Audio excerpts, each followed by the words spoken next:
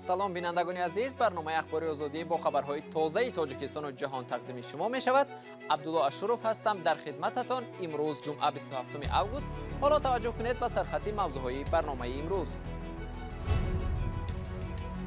صرف نظر از حمله های تروریستی مرگبار، انتقال خارجیان و افغان ها از فرودگاه کابل ادامه دارد. طالبان در افغانستان در بانک ها را باز کردند اما پول نیست. هم بیکار هستیم، هم اقتصاد ما ضعیف است، هم یک 4 روپیه که در اینجا داریم میام بند است. پس از 1.5 سال محدودیت های پاندمی، پروازهای منتظم به روسیه افزایش یافت، اما از مسافران QR کد تشخیص کووید 19 طلب می شود. پس از ترکش های پرقربانی در کنار فرودگاه کابل که باعث به کشته شدن ده ها نفر گردید، روز 27 اوگوست پروازی هواپیماها را برای بیرون بردن خارجیان و افغان های زیر خطر را از سر گرفتند. در نتیجه دو ترکش مرگ طلبانه در نزد فرودگاه که مردم زیاد به نیت رفتن از افغانستان جمع شده بودند، 85 کس از جمله 13 نظامی آمریکایی کشته و ده ها نفر دیگر زخمی شدند. گروه تندرو دولت اسلامی یا داعش که خود را دشمن طالبان و غرب مینامد، مسئولیت حمله ها را بر عهده گرفته است. این گروه ادعا کرده است که ترجمان ها و همکاران ارتش آمریکا را هدف قرار خواهد داد. جو بایدن رئیس جمهوری آمریکا تهدید کرد که به این حمله پاسخ می‌دهند. این در حالی است که چند کشور غربی گفتند جریانی به بیرون بردن مردم را از افغانستان به انجام رسانیدند. در میان آنها کانادا، هلند، بلژیم و آلمان میباشند. وزارت مدافع بریتانیا روز 27 اوگوست اعلان کرد که نیروهای این کشور وارد مرحله نهایی به بیرون بردن مردم از فرودگاه کابل شدند. از روز 25 اوگوست در شهر کابل بعضی از مؤسسه های مالی افغانستان به کار شروع کردند. ساکنان برای گرفتن پول نقد در نزد بانک های پایتخت صف آراستند. طالبان با غصب قدرت در کابل حکومت را گرفتند، اما تشکیل زندگی معمولی مردم ظاهراً برایشان مشکل تر از این است که به کندی پیش می رود. کیومرسی عطا گزارش می دهد. اکثر بانک ها و مؤسسه های مالی افغانستان روز 15 اوگوست پس از فرار پرزیدنت افغانستان اشرف غنی و اشغال کابل از طرف طالبان کار را قطع کردند. سخت مشکل سر دچار هستیم، هم بیکار هستیم، هم اقتصاد ما ضعیف است، هم یک 4 روپیه که در اینجا داریم میام بند است. سخنگوی طالبان ذبیح الله مجاهد وعده داده بود که همه مؤسسه های مالی کابل روز 26 اوگوست فعالیتشان را به طور معمولی ادامه می‌دهند. یک عده بانک ها فعال شده امکان فراهم آوردند که مشتریان مقدار معینی پول بگیرند. یعنی یک مشتری در یک روز حق داشت از حسابش فقط 17,000 افغانی بگیرد که معادل 200 دلار آمریکایی است. فعال بودن بانک ها را برای نجات افغانستان از بحران اقتصادی مهم می شمارند، ولی آنها با آینده نامعین روبرو هستند. صاحبان بانک ها به سبب نبودن پول کافی به ادامه عملیات در آینده نزدیک شبهه دارند. این در حالی است که پول نقد شهروندان یا سرمایه های زیر بالشت آنها نیز کم کم به آخر می رسد و باعث به نگرانی جدی اهل جامعه شده است. تاجران در پایتخت افغانستان روز 25 اوگوست کشادن در همه بانک ها را طلب کردند، زیرا در کابل برای پول نقد نوبت دراز به وجود آمده است. اکثر مردم بیش از 10 روز است که به پسندازهای خود در بانک ها دسترسی ندارند. بانک ها بستند، پول های مردم در آنجا خوابیدند. تاجران یگان محصولات نو نمیارند. ما از امارت اسلامی طلب میکنیم که بانک ها را زود باز کنند. آنها باید هر چی زود در بانک ها را گشایند. همه کار توسط بانک ها انجام داده می شود. بخش مالی افغانستان در پی بیرون رفتن نیروهای بین المللی که باعث به فروریزی حکومت زیر حمایت غرب در آن کشور شد قطع گردید. پیش از رسیدن طالبان به کابل نیز وضع در این کشور چندان خوب نبود. پیشرفت‌های با صورت جنگجویان در منطقه های افغانستان سبب پایین روی ارزش پول ملی در برابر دلار و باعث تورم گردید. نرخ محصولات اساسی خوراکواری از قبیل آرد و روغن و برنج نیز از 10 تا 20% افزود. ممکن است که در دهه‌های افغانستان نیاز به بانک‌ها کمتر باشد. ولی در شهرها که معاش کارمندان دولتی را به صورت حساب‌های بانکیشان می‌گذرانند، بسته بودن مؤسسه‌های مالی مشکلات جدی پیش می‌آورد.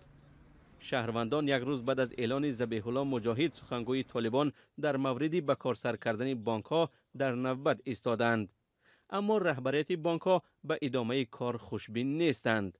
آنها میگویند به زودی اسعار ذخیره‌شان تمام می شود و هیچ ضمانت وجود ندارد که شریکان خارجی بخواهند در این شرایط حاضره به آنها یاری کنند. امکانیت‌های مالی طالبان و توانایی آنها برای دوباره زنده کردن اقتصاد در افغانستان نیز به نظرشان دشوار می‌نماید. علاوه بر این تقریباً 20% هیئت بلند اختصاص بانک‌ها را زنان تشکیل می‌دهند. فعالیت آنها در زمان فرمانروایی یک جنبش اسلامگرا زیر سؤال است. 12 سال قبل در دوره حکمرانی پیشینه طالبان از زنان طلب می‌شد که در خانه بنشینند و تنها با همراهی یکی از مردان عائله به بیرون برآیند. این دفعه گفتند که به زنان و دختران اجازه کار و تحصیل می‌دهند، ولی بسیاری از افغان‌ها به صمیمیت و اجرای این وعده‌ها شبهه دارند.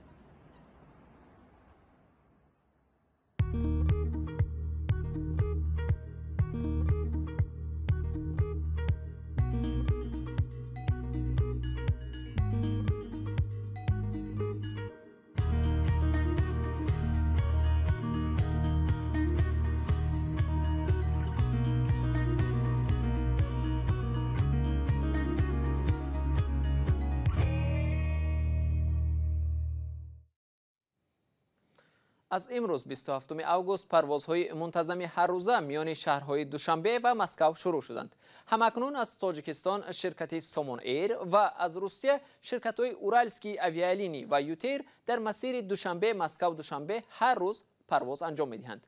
در دفتر مطبوعات فرودگاهی بین‌المللی شهر دوشنبه روز 27 اوگوست در صحبت با رادیو آزادی گفتند که پروازهای منتظم به مسکو هر روز انجام می شود، اما بنابر ادامه داشتن تعمیر در خط نشست و برخاست هواپیماها در فرودگاه پروازها تنها شبانه صورت می گیرند. فرودگاه حالا هواپیماها را از ساعت 19 بیگاه تا 8 صبح قبول و گسیل می کند. روز 18 اوگوست امسال تاتیانا گولیکووا معاون نخست وزیر روسیه پروازهای منتظم هر روزه را میان دوشنبه و مسکو اجازت داد. همچنین یک پروازی از فرودگاه‌های خوجند و کولاب تاجیکستان در یک هفته به دیگر شهرهای روسیه اجازت داده شده است. سر از 1 سپتامبر مقامات روسیه بدون رمز QR کدی معلوماتنامه کووید 19 نمیگذارند مسافران وارد این کشور شوند. طبق این طلبات روسیه مسافران باید تنها در تشخیصگاه‌های آزموده شده تست سپرند و با خود رمزی QR کد داشته باشند. مقامات میگویند از این راه تلاش دارند از معلوماتنامه‌های تقلبی عاری بودن از کووید 19 جلوگیری کنند. همکارانم نگاره فضل‌الدین و مولا رجب یوسفی به تشخیصگاه‌های پایتخت رفتند تا ببینند که آنها تا چه حد به این نوگانی آماده‌اند. بعد از طلب مقامات روسیه، آزمایشگاه‌های تاجیکستان ترتیب دادن سند درباره نبودن بیماری کووید 19 را دیگر می‌کنند، چون بر اساس قاعده نو مقامات روسیه از 1 سپتامبر سال روان سفر به این کشور برای خارجیان تنها با استفاده از برنامه پوتشستو bez کووید 19 اجازت است. تا این وقت خارجیان می توانستند با گواهنامه تشخیص طبی نداشتن کووید 19 وارد روسیه شوند. اکنون آنهایی که می‌خواهند به روسیه روند باید چیکار کنند؟ شما می توانید برنامه پوتشستوی без ковид را در تلفنتان نصب کنید. با شناسنامه خارجی به آزمایشگاه بیایید، انکتا را پر کنید، تست سپارید. نتیجه تشخیص بعد 1 روز آماده می شود. بعد اینکه مطمئن شوید که برنامه نتیجه تشخیص شما را درست نشان می دهد، راه شما به سفر باز می شود. نرخ تشخیص در آزمایشگاه گمتس 135 سومانی است. وزارت تندرستی تاجیکستان گفت که چنین تشخیص را در آزمایشگاه قریه بالا هم سپاریدن ممکن است. با گفته پزشکان باید تشخیص 72 ساعت پیش از پرواز به روسیه انجام داده شود. برخی از آنهایی که به روسیه رفتنی‌اند از ترتیب نوی ورود آگاهند. تلفن با خوب است که وقتی کاغذش گم کنه. تلفن خیلی всегда в кармане через там в России همه через телефон استفاده می‌برند. без телефона никак. ولی مسافران هم هستند که از قاعده نو خبر ندارند. برنامه پوتشستوی بیز کووید 19 در پلی مارکت محفوظ است. مقامات روسیه باور دارند که از طریق این برنامه می توانند از تشخیص‌های دروغین پیشگیری کنند. روزانه از تاجیکستان صدها نفر به روسیه می روند. روسیه اجرای قاعده نو را به عقب انداخت تا مسافران با استفاده آن آشنایی بیشتر پیدا کنند. مولا رجب یوسفی، نگاره فضل‌الدین، آزادی دوشنبه.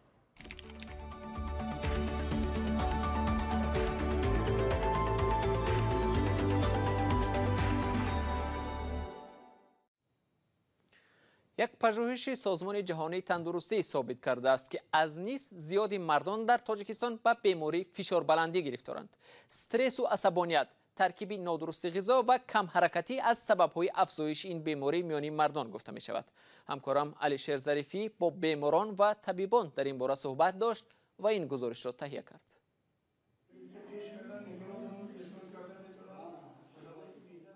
این مرد سالهاست از بیماری فشار بلند خون اذیت میکشد.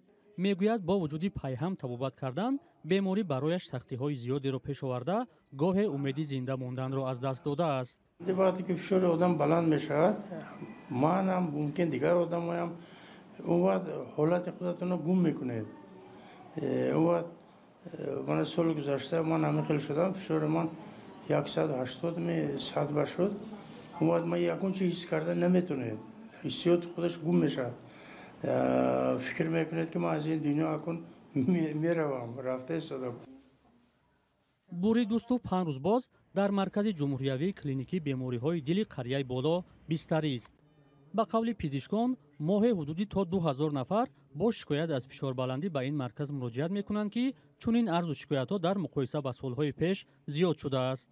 سازمان جهانی تندرستی نیز در پی یک پژوهش خود معلوم کرده است که 51% مردهای تاجیکستان با بیماری‌های فشار بلند خون گرفتار بوده، در 10 سال اخیر شماره آنها 8% بیشتر شده است. به نظر طبیبان سبب و عامل‌های فشار بلندی گوناگون است. سبب‌های پیدایش بیماری فشار بلندی دو نمونه شود: سبب‌های اصلاح شونده و اصلاح نشونده. یعنی که اصلا سبب‌ها زیاد می‌شود و عامل‌ها هستند. کدام عامل؟ سبب‌های بیماری فشار بلندی یکم که کم حرکتی، فربگی، حالتی عصبی و روحی، ورزش‌های رژیم خوب، ورزش‌های رژه غذا، حالتی عصبی روحی، ارثیت. با قول طبیبان نه همه گرفتاران فشار بلندی به طور کامل طبابت می‌یابند. اصلا بیماری فشار بلندی دو نام نشد: بیماری فشار بلندی یکم درجه و دوم درجه است. بیماری فشار بلندی یکم درجه یعنی که اصلا توبت فقط ما توبت کردن نمیتونه که پورا توبت کنیم، دم یک هفته توبت یا 2 هفته توبت کنیم بیمار برطرف شد. بیمار حالتش خوب میشه، بهتر میشه، منتظم باید دارو استعمال کنه. بیماری فشار بلندی است دوم درجه. بیماری فشار بلندی دوم درجه در زمینه دیگر بیماری‌ها پیدا میشد که بیشتر در جوانان مشاهده کرده میشد. مثلا هنگام آموسی غدود بالای گرده یا که هنگام سنگ‌های گرده، هنگام تنگشوی چرندهای گرده مشاهده کرده شود. ولی فشار بلندی دوم درجه توبت کرده میشد. با توجه به افزایش گرفتاران چنین بیماری، طبیبان هشدار می‌دهند که اگر ساکنان بی‌پروایی نمایند و از توصیه‌های طبیبان سرپیچی کنند، با بحران فشار بلندی گرفتار خواهند شد و این عاقبت‌های مرگاور دارد. در پی سلسله ترکش‌ها و سوختار در یک پایگاه نظامی جنوب قزاقستان 5 نفر کشته و 90 نفر مجروح شدند. وزیر دفاع این کشور گفت که آماده است از مقامش استعفا دهد. نورالله ارمکبایف، وزیر دفاع قزاقستان، که درباره حادثه 26 آگوست در یک نشست خبری روز جمعه خبر داد، گفت هنوز سبب سر زدن سوختار در انبار نظامی واقع در شهر اریسی ولایت جنبول معلوم نیست و از